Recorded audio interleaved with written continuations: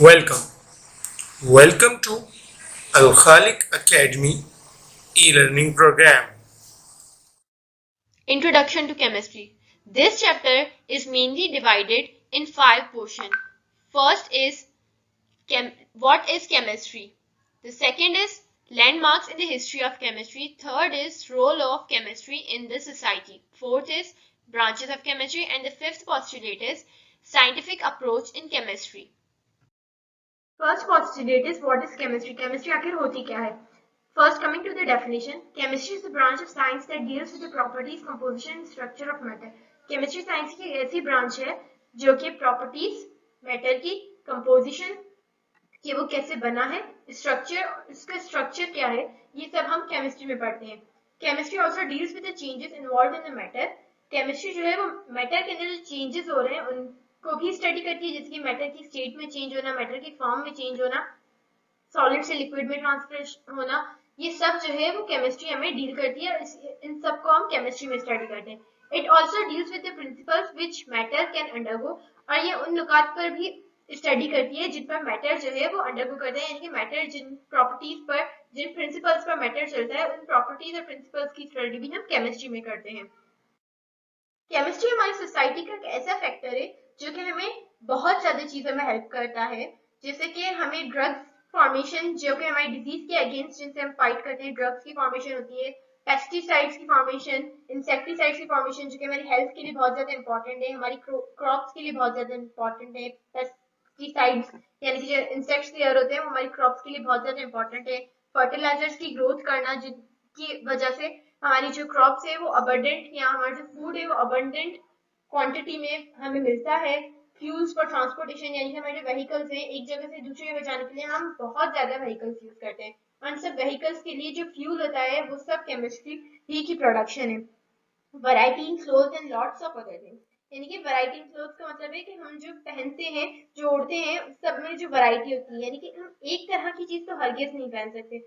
उनमें जो dies use होते हैं, यानी कि हर कपड़े को कलर करने के लिए जो लेदर हम पहनते हैं हमारे शूज और बैग्स के लिए, वो उस लेदर की क्वालिटी चेंज करता है केमिस्ट्री. केमिस्ट्री जो है उस लेदर की प्रोडक्शन बढ़ाता है.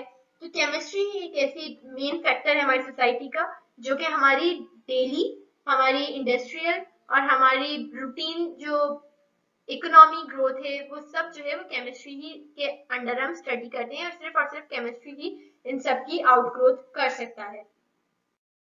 Second postulate is landmark in the history of chemistry.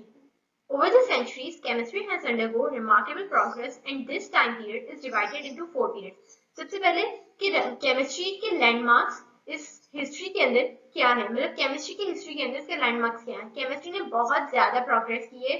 सबसे पहले तो केमिस्ट्री बहुत ज्यादा तौर पर इस्तेमाल की जाती है आर्ट और क्राफ्ट्स में, जैसे कि पोट्री है, ग्लास मेकिंग है, डाइंग यानी कि जो कलर करने का प्रोसेस होता है, कपड़े पर कलर करना, या जो डाइज होते हैं, जो कलर होते हैं, उनकी प्रोडक्शन, उनको बनाना, एक चीज का दूसरी चीज पर कलर चढ़ना, ये सब जो है वो केमिस्ट्री में पढ़ते थे. लेकिन केमिस्ट्री ने जो मेन जो प्रोग्रेस की है उसको हमने 4 मेजर पीरियड्स में डिवाइड कर दिया है. First is the Greek period, second is the Roman period, third is the Muslim period, and the fourth and last is the modern period. First, discussing about the Greek period. Greek period is all about Greek philosophers. यहाँ पर हमें 3 major जो scientist हैं जिन्होंने Greek period को start किया, या Greek philosophy को, ग्रीक केमिस्ट्री को स्टार्ट किया, उनके नाम लेना बहुत अहम समझूंगी. प्लाटो, एरिस्टोटल, डेमोक्राइटस, ये तीनों ऐसे साइंटिस्ट हैं जिन्होंने मेन ब्रांचेस रखी हैं ग्रीक केमिस्ट्री की, या ग्रीक पीरियड में जो केमिस्ट्री है उसकी जो ब्रांचेस रखी हैं वो इन तीनों साइंटिस्ट ने रखी. इन्हीं की वजह से केमिस्ट्री की फर्स्ट डेवलपमेंट हुई है. इन्होंने जो है वो एलिमेंट्स, एटम्स और केमिकल रिएक्शंस की कॉन्सेप्ट को इंट्रोड्यूस करवाया कि एलिमेंट होता है, जो एलिमेंट्स होते हैं जैसे कि हीलियम है, हाइड्रोजन है, बोरॉन, मैग्नीशियम, ये सारे एलिमेंट्स होते हैं. फिर इनके रिएक्शंस होते हैं, जैसे अगर हाइड्रोजन ऑक्सीजन के साथ रिएक्ट कर रहा है तो वो वाटर फॉर्मेशन हो रही है, तो वो उनका रिएक्शन होता है कुछ. और एटम्स को इंट्रोड्यूस करवाया कि एक हर मैटर जो है वो एटम से बना हुआ होता है, जो कि स्मॉल इंडिविजुअल पार्टिकल होते हैं. इन्होंने ये भी इंट्रोड्यूस करवाया कि मैटर जो है वो 4 मेजर एलिमेंट से ड्राइव किया गया है, जो है सॉइल, एयर, वाटर और फायर. जो सॉइल है उसकी अलग प्रॉपर्टीज है, वाटर की अलग प्रॉपर्टीज है, एयर की अलग प्रॉपर्टीज है और फायर की अलग प्रॉपर्टीज है। सबसे पहले जो सॉइल होती है वो ड्राई होती है, जो फायर होती है वो हॉट होती है, ये इनकी प्रॉपर्टीज है। जो वाटर होता है कोल्ड होता है और जो एयर होती है वो कोल्ड होती है। तो जो हमारी इन सारी जो है वो इन्होंने ये डिस्क्राइब किया कि जो मैटर है वो इन चार एलिमेंट से बना हुआ है और इन चारों एलिमेंट्स की डिफरेंट डिफरेंट प्रॉपर्टीज है। Second is the Roman periods. Roman ने जो है वो ग्रीक्स को फॉलो किया और उन्होंने जो है वो केमिकल आर्ट्स को और ज्यादा बढ़ाया, डेवलप किया। उन्होंने मेटलर्जी प्रोसेस को इम्प्रूव किया, यानी कि मेटल के अंदर जो प्रोसेस होते हैं उनकी डिस्क्रिप्शन को इम्प्रूव किया। इन्होंने ज्यादातर थ्योरेटिकल नॉलेज नहीं दे पाए, जैसे कि जो भी इनका काम था वो सारा एम्पेरिकल था, एक्सपेरिमेंटल था। तो ये जो है वो थ्योरेटिकल नॉलेज ज्यादातर नहीं दे पाए, कि जो रिटन में या जो एक्सप्लेनेशंस में जो नॉलेज थी वो ज्यादातर नहीं दे पाए, लेकिन इन्होंने डेवलपमेंट की अपनी एक्सपेरिमेंटल नॉलेज पर, एक्सप्लेनेशनल नॉलेज के अलावा। The Muslim period. Muslim period starts from 600 to 1600 AD. This period is known as the period of alchemists. बहुत ज्यादा साइंटिस्ट थे, मुस्लिम साइंटिस्ट थे, जिन्होंने मिडिल एजेस में कुछ हिजरत के कुछ सालों के बाद साइंस में बहुत ज्यादा कंट्रीब्यूशंस दी। स्पेशली जो है वो साइंस की ब्रांचेस जिनमें जो कि केमिस्ट्री से रिलेटेड या केमिस्ट्री के जो बहुत ज्यादा ब्रांचेस हैं उनमें कंट्रीब्यूशंस दी। साइंटिफिक एक्सपेरिमेंटेशन और साइंटिफिक मेथड्स को इंट्रोड्यूस करवाया। साइंटिफिक नॉलेज जो आज है वो सारी जो है मुस्लिम स्कॉलर्स की कंट्रीब्यूशन पर बेस्ड है। अल्केमिस्ट जो थे उन्होंने बहुत ज्यादा लेबोरेटरी इक्विपमेंट्स जैसे कि फनल, बीकर, क्रूसिबल्स, इन सबको इंट्रोड्यूस करवाया। क्रूसिबल्स जो कि मेल्टिंग पॉइंट ऑफ फ्यूजन में हेल्प करते हैं हमें। उन्होंने जो है वो डिस्टिलेशन के लिए प्रोसेसेस को इंट्रोड्यूस करवाया और बैलेंस वेट जो है उन्हें इक्विपमेंट्स को इंट्रोड्यूस करवाया और उनकी प्रोडक्शन की। उन्होंने जो है बहुत ज्यादा एसिड्स, अल्कोहल्स और मेडिसिन की भी डिस्कवरीज की, जैसे कि HCl या कोई और एसिड्स हैं। उन सबकी जो डिस्कवरीज हैं वो मुस्लिम पीरियड्स के दौरान हुई हैं। सबसे पहले आ जाते हैं Jabir bin Hayyan. Jabir bin Hayyan जो जिनको जनरली फादर ऑफ अल्केमी कहा जाता है, यानी कि केमिस्ट्री के फाउंडर हैं, ये फादर हैं जाबिर बिन हयान। उन्होंने जो है वो एक्सपेरिमेंटल मेथड्स को इंट्रोड्यूस करवाया, इन्वेंट किया, जो कि हाइड्रोक्लोरिक एसिड, नाइट्रिक एसिड और वाइट लेड को बनाने में काम आते हैं। हाइड्रोक्लोरिक एसिड जो है वो एक स्ट्रॉन्ग एसिड है, नाइट्रिक एसिड भी एक एसिड है और व्हाइट लेड भी एक ऐसा बेस है जो कि हमारे जो वॉल्स पर जो पेंट होता है उनमें यूज होता है। या व्हाइट लेड एक ऐसी बेस है जो कि हमारी जो है वो बहुत ज्यादा इंपॉर्टेंट है। अल-राजी जो थे वो भी एक फिजिशियन थे, वो केमिस्ट भी थे और एक फिलोसफर भी थे। उन्होंने जो है वो सब्सटेंसेस को दो कैटेगरीज में डिवाइड कर दिया, जिनका लिविंग ओरिजिन है उनको अलग कर दिया और जिनका नॉन लिविंग ओरिजिन है उन्हें सेपरेट कर दिया। जिसके लिविंग ओरिजिन में हम ले सकते हैं HCl जो कि हमारे स्टमक का जूस है। HCl वो एक लिविंग ओरिजिन यानी कि हम लोग लिविंग है। उसके अलावा हम ले सकते हैं कि पोटैटो से हमें स्टार्च मिलता है, तो वो भी जो स्टार्च है उसका लिविंग ओरिजिन है, यानी कि पोटैटो एक लिविंग थिंग है, तो इस वजह से हमने उसे लिविंग ओरिजिन वाली चीजों में डिवाइड कर दिया। इसके अलावा नॉन लिविंग ओरिजिन वाली जो चीजें आ जाती हैं, जैसे कि हमारे पास एग्जाम्पल है, जैसे कि कोल है वो माइनिंग से भी फॉर्म होता है, जो सॉल्ट्स है वो भी माइनिंग से फॉर्म होते हैं, गोल्ड या इस तरह की जो भी सारी चीजें जो नॉन लिविंग जिनका ओरिजिन है उन्हें सेपरेट कर दिया। उन्होंने जो है वो अल्कोहल की फर्मेंटेशन के प्रोसेसेस को भी प्रिपेयर किया, यानी कि अल्कोहल किस तरह से फर्मेंटेशन प्रोसेस से प्रिपेयर हो सकता है और अल्कोहल की जो है वो किस तरह से फॉर्मेशन हो सकती है फर्मेंटेशन प्रोसेस से। उसके बाद आ जाते हैं अल्बेरोनी। केमिस्ट्री में जो डेंसिटीज फॉर्म करने का मेथड है वो अल्बेरोनी ने हमें डिस्क्राइब किया और अल्बेरोनी ने इस मेथड को जो है वो इंट्रोड्यूस करवाया। इब्ने सीना जो कि बहुत ज्यादा फेमस है अपनी जो है वो मेडिसिन में इनकी जो कंट्रीब्यूशन है उनके लिहाज से बहुत ज्यादा फेमस है। इब्ने सीना ने काफी बुक्स लिखी हैं अपनी मेडिसिन के लिहाज से। उसके अलावा वो एक केमिस्ट भी थे, फिलोसफर थे, मैथमेटिशियन थे, एस्ट्रोनॉमी में भी इन्होंने बहुत ज्यादा काम किया है। ये सारी इब्ने सीना की कंट्रीब्यूशन से मुस्लिम इंडस्ट्री में या मुस्लिम पीरियड में ये सारे जो मुस्लिम साइंटिस्ट थे वो केमिस्ट्री में बहुत ज्यादा इंटरेस्टेड थे। इन्होंने बहुत ज्यादा वेज फाइंड आउट किए हैं जिनसे बेसर मेटल्स को जो है वो एक एक्सपेंसिव मेटल में, जैसे कि लेड को गोल्ड में या कॉपर को गोल्ड में हम जिस तरह से ट्रांसफर करते हैं या जिस तरह से उसकी प्रोडक्शन होती है, वो सब इन केमिस्ट्री के scientist. The modern period. Robert Boyle को फादर ऑफ मॉडर्न पीरियड भी कहा जाता है। रॉबर्ट बॉयल ने सबसे पहले अपना ये आइडिया दिया कि chemistry should be regarded as a systematic investigation of nature with the sole aim of promoting knowledge। और उनके इस आइडिया के रिजल्ट में बहुत ज्यादा डिस्कवरीज हुई और कुछ सालों में ही केमिस्ट्री ने बहुत ज्यादा तरक्की की। सबसे पहले जे ब्लैक ने जो है वो कार्बन डाइऑक्साइड की स्टडी की, जे प्रीजले ने ऑक्सीजन, सल्फर डाइऑक्साइड और हाइड्रोजन क्लोराइड की स्टडी की और उसको डिस्कवर किया। शीले ने जो है वो क्लोरीन गैस डिस्कवर की। कैवेंडिश ने जो है वो हाइड्रोजन और लवॉइजर ने ऑक्सीजन को डिस्कवर किया और लवॉइजर ने ये भी बताया कि जो ऑक्सीजन है वो 1/5 कंस्टिट्यूटेड है हमारी एयर के अंदर। जॉन डाल्टन ने एक अहम जो है वो किरदार अदा किया और मेटल की एटॉमिक थ्योरी को डिस्क्राइब किया और उन्होंने आइडिया दिया एटम्स और मॉलिक्यूल्स का, और जिसकी बना पर उन्होंने एटॉमिक वेट का भी जो है वो डिस्कवरी भी की। जॉन डाल्टन ने ही। गे ल्यूसेक ने जो है वो और एवोगाड्रो, ड्यूलैंग, पेटिट एंड तमाम और भी बहुत सारे साइंटिस्ट ने जो है वो डिटर्मिनेशन दी एटॉमिक और मॉलिक्यूलर मासेस के बारे में। इसी दौरान जो है वो जे ब्रिजेलियस ने आइडिया दिया सैम्बल्स, फॉर्मूलाज और केमिकल इक्वेशंस के बारे में, जिसकी वजह से जो स्टडी है वो ज्यादा सिस्टमेटिक हो गई, ज्यादा प्रोफेशनल हो गई और से ज्यादा जो है वो एनहेंस किया मेंडलीफ ने, जिन्होंने जो है वो पीरियडिक अरेंजमेंट को इंट्रोड्यूस किया, डिस्कवर किया। आयनिक थ्योरी जो थी और आयनिक थ्योरी और लॉ ऑफ इलेक्ट्रोलाइसिस उन्हें जो है आर्हेनियस ने बढ़ाया।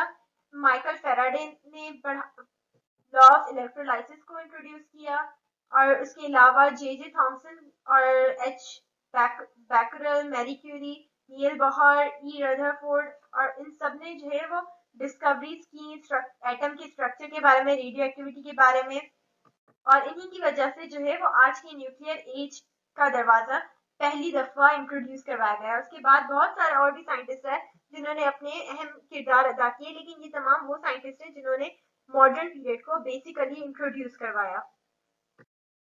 के बाद हम आ जाते हैं role of chemistry in society, यानी कि केमिस्ट्री हमारी सोसाइटी में क्या अहम किरदार अदा करती है। केमिस्ट्री जो है वो हमारी सोसाइटी में बहुत अहम किरदार अदा करती है, जैसे कि केमिस्ट्री की हेल्प से हम अपनी डेली रूटीन के तमाम काम कर सकते हैं। हम इवन हमारी मॉर्निंग रूटीन में जो हमारा टूथपेस्ट होता है वो भी केमिस्ट्री की आउटग्रोथ है। अगर सोडियम फ्लोराइड हमारे टूथपेस्ट में ना हो तो हमारी टीथ की वाइटनिंग, टीथ की प्रोटेक्शन या टूथ डीके से प्रोटेक्शन नहीं हो सकती। इसके अलावा हमारे हेयर वॉशेस जो होते हैं जैसे कि शैम्पू या हमारे जो सोप्स होते हैं और इसके अलावा डिटर्जेंट्स और तमाम चीजें जो है वो केमिस्ट्री की आउटग्रोथ है। हम लाइन बाय लाइन पढ़ते हैं कि केमिस्ट्री ने कहाँ कहाँ क्या क्या हमें हेल्प की है। सबसे पहले आ जाता है रोल ऑफ क्लोरीन। क्लोरीन का हमारी लाइफ में क्या इम्पैक्ट है, हमारी सोसाइटी में क्या इम्पैक्ट है। क्लोरीन जो है वो एक अहम कंस्टिट्यूट है हमारी केमिकल इंडस्ट्रीज का, जो कि पीवीसी यानी कि पॉलीविनाइल क्लोराइड को प्रोड्यूस करता है। क्लोरीन हमें ऐसा कंपाउंड है जो ऐसे कंपाउंड है जो कि ब्लीचिंग के अंदर यूज होता है, डिसइंफेक्टेंट यानी कि डिसइंफेक्टेंट के तौर पे यूज होता है। वाटर को अगर हम ट्रीट करें क्लोरीन के साथ तो वाटर के अंदर जो पैथोजेंस होते हैं वो किल हो जाते हैं। इसके अलावा ब्लीचिंग एजेंट यानी कि कलर व्हाइट कर देता है या जो भी कलर होता है उस कलर को क्लियर कर देता है, एक डिसइंफेक्टेंट है क्लोरीन।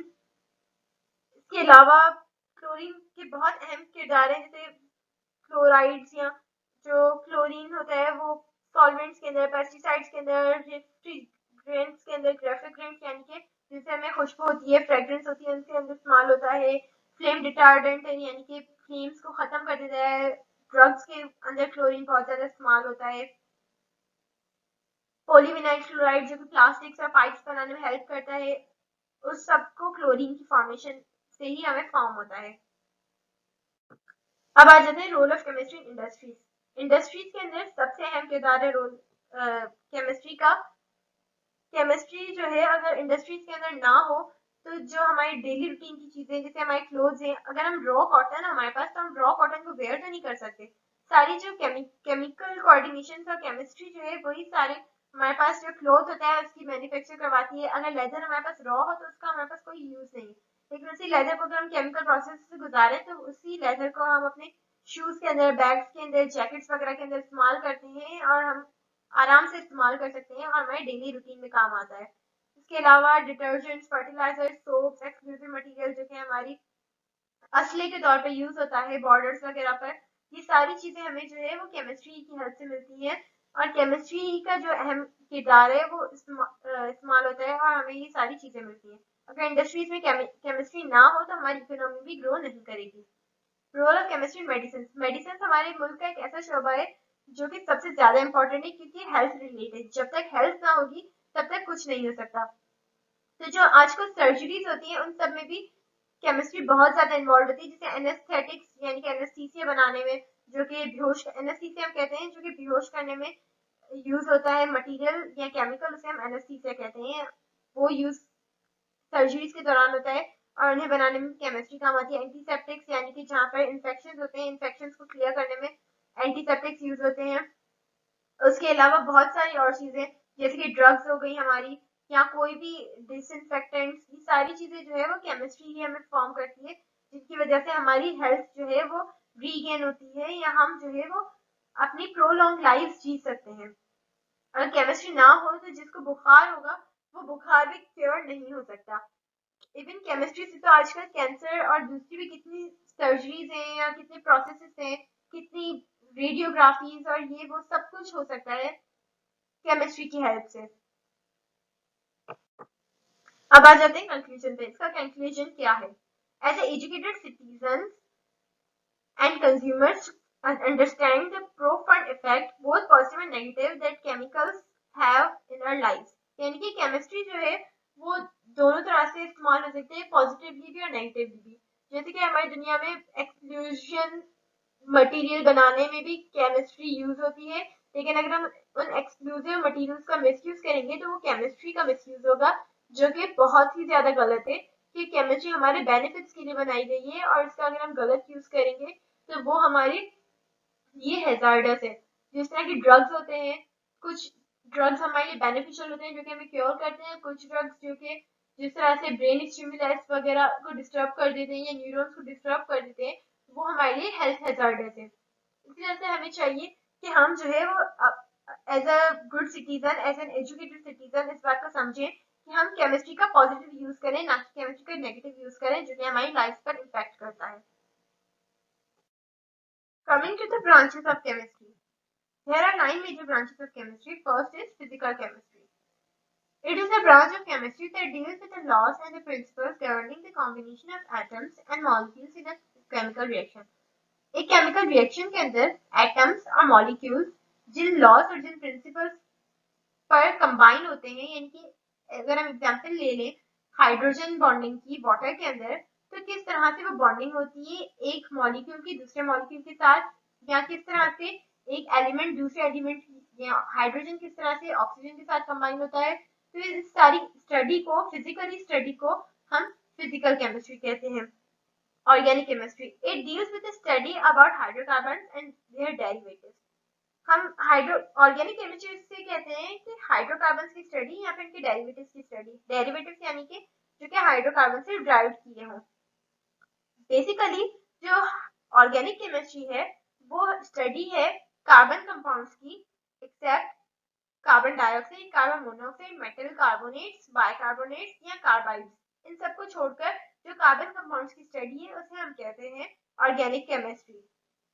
ऑर्गेनिक केमिस्ट्री में जो है वो मोस्ट जो है वो कंज्यूमर्स की जो प्रोडक्ट्स होती हैं, जिसके ऑर्गेनिक जो प्रोडक्ट्स होती हैं नेचर में, उनकी स्टडी को हम कहते हैं organic chemistry. In organic chemistry, it is a branch of chemistry which deals with this chemistry of metals, elements and their compounds generally obtained from non-living organisms. In organic chemistry हमें हम उन compounds की study करते हैं या उन elements की study करते हैं जो कि ज्यादातर नॉन लिविंग ऑर्गेनिज्म से हमें मिल रहा हो या हम नॉन लिविंग ऑर्गेनिज्म से फाइंड करें, जैसे कि मिनरल्स हो गए या जो नॉन लिविंग कंपोनेंट्स इसके मिनरल्स के अलावा हम किसी और से फाइंड करें तो उन्हें हम जो है वो इनऑर्गेनिक्स की स्टडी में काउंट करें। Analytical chemistry, It deals with the study about methods and techniques involved to determine the kind, quality and quantity of various components in a substance. Analytical chemistry में हम उन टेक्निक्स के बारे में पढ़ते हैं या उन टेक्निक्स को डिटरमाइन करते हैं जो कि काइंड, क्वालिटी या क्वांटिटी को फाइंड आउट करें, जैसे किस काइंड का ये सब्सटेंस है, इसकी क्वालिटी क्या है, इसकी ये कितनी क्वांटिटी में है, इस सारे एक कंपाउंड की इन सारी प्रॉपर्टीज के स्टडी को हम कहते हैं एनालिटिकल केमिस्ट्री। उसके बाद आ जाता है बायोकेमिस्ट्री। बायोकेमिस्ट्री की डेफिनेशन ये है कि it is the branch of chemistry which deals with compounds of living organism, यानी कि लिविंग ऑर्गेनिज्म की जो कंपाउंड है स्टडी को हम बायोकेमिस्ट्री कहते हैं। बेसिकली जो प्लांट्स या एनिमल्स जो है उनके मेटाबॉलिज्म की स्टडी में हम बायोकेमिस्ट्री को काउंट करते हैं, क्योंकि प्लांट्स या एनिमल्स के मेटाबॉलिज्म में बहुत ज्यादा केमिस्ट्री की स्टडी होती है, जैसे कि ह्यूमंस के अंदर HCl या जो गैस्ट्रिक जूसेस या गैस्ट्रिक ग्लैंड्स या ग्रैन्युलर सब्सटेंसेस जो होते हैं उनकी स्टडी को हम जो है वो बायोकेमिस्ट्री में काउंट कर सकते हैं। सिक्स्थ आ जाता है industrial chemistry. It deals with the chemistry या chemical processes involved in the chemical industry. Industrial chemistry में हम उन प्रोसेसेस को पढ़ते हैं जो कि केमिकल इंडस्ट्रीज में हो रहे हो या केमिकल इंडस्ट्रीज में जो प्रोसेसेस रन कर रहे हैं उनकी स्टडी को हम इंडस्ट्रियल केमिस्ट्री कहते हैं। इसके बाद आ जाती है न्यूक्लियर केमिस्ट्री।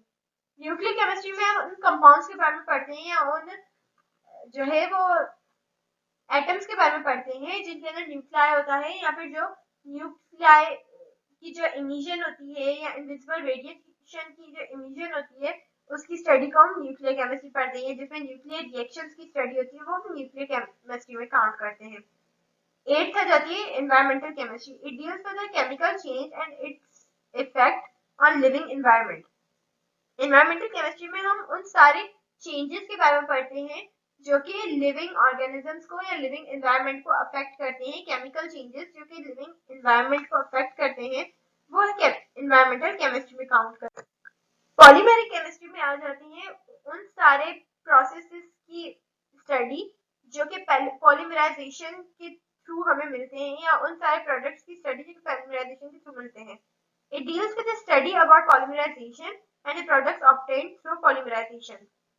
जैसे कि प्लास्टिक हो गया या सिंथेटिक फाइबर्स, पेपर्स, ये सारे पॉलीमराइजेशन की स्टडी में आ जाते हैं, यानी कि पॉलीमेरिक केमिस्ट्री में आ जाते हैं।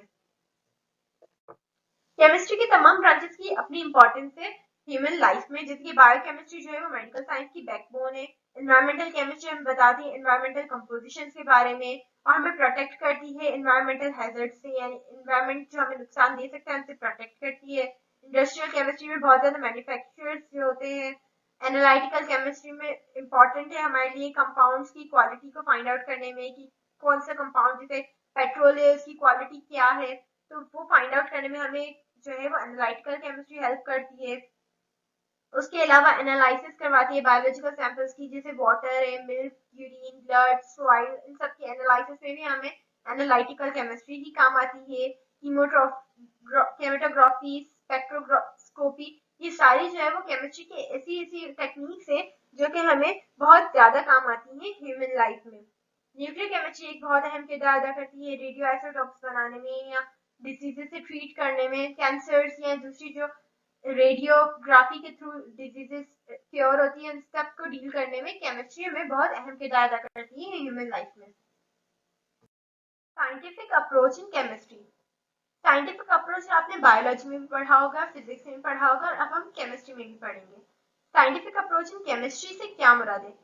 जो हमारे नेचुरल फिनोमेना है जो डेली लाइफ में हम देखते हैं, जैसे कि प्लांट्स का ग्रो करना या सनलाइट का अर्थ तक पहुंचना, ये सारे एक ऐसे नेचुरल फिनोमेना है जिनको अगर हम ऑब्जर्व करें तो हमारे माइंड में एक क्वेश्चन, बहुत सारे बल्कि क्वेश्चंस अराइज होते हैं, उनको एक्सप्लेन करना बहुत ज्यादा इंपॉर्टेंट है।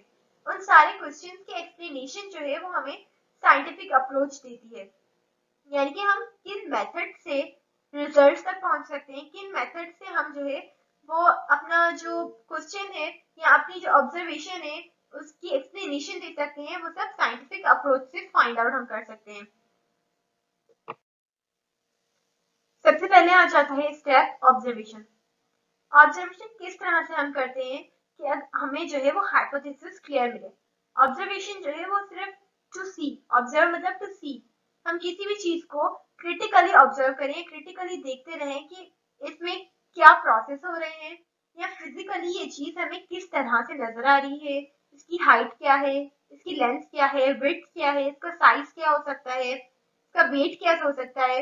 ये सब किसी भी ऑब्जेक्ट की अगर हम ऑब्जर्वेशन करें तो वो उसकी ऑब्जर्वेशन में काउंट होगी। ये किसी भी ऑब्जेक्ट को अगर हम क्रिटिकली विजन में लाएं या एक सिस्टम के अंदर लेकर आए और उसे हम जो है वो बहुत ज्यादा क्रिटिकली जो है वो डिस्क्राइब करते हुए या देखते हुए हम उसको रहे, तो वो उसके ऑब्जर्वेशन में आ जाएगा।